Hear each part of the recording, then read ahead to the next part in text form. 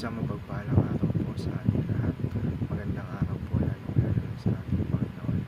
Ako nga po pala si John Robin Medina at ngayong araw po, April 2, 2025, araw po ng Miyerkules ay samahan po ninyo akong pag-aralan at unawain ang mga salita ng ating Panginoon. Ang paksa po natin ay tungkol sa ano ang pumipigil sa iyo?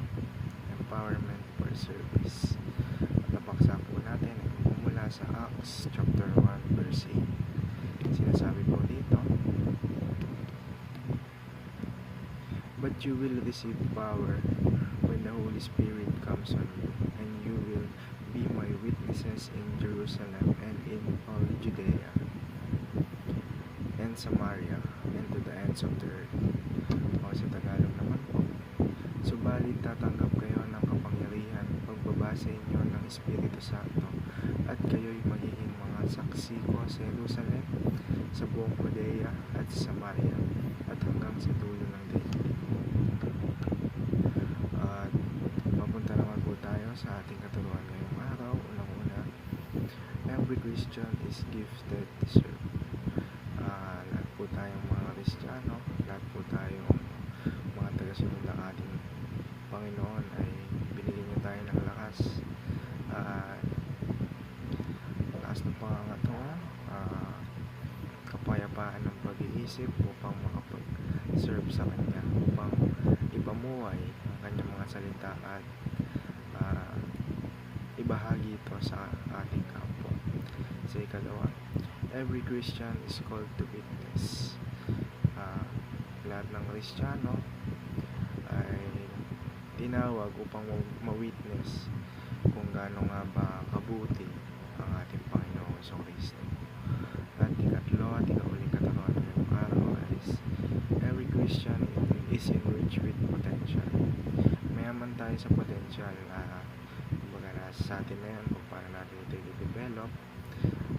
Kailangan ipag-pray natin ito sa ating Panginoon palagi, i-surrender natin sa Kanya lahat ng talents natin.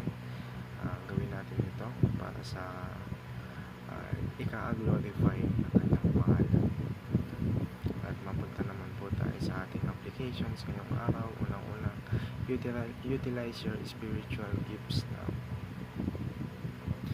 Kumbaga, utilize, discover, or pagyamanin pa natin yung mga spiritual gifts na tinataglay natin sa kasalukuyan. Sa ikalawa, unveil the gospel and witness for Christ. At ikaw ulit, unleash your potential through total obedience.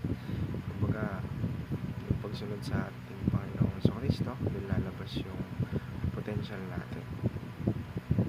At para tapusin po ang ating devotion ngayong araw, at samahan po ako sa isang maikling panalangin. Heavenly Father, thank you for the gift of your Holy Spirit who empowers me to serve you and others. Help me to recognize the spiritual gifts you've given me and to use them faithfully for your glory.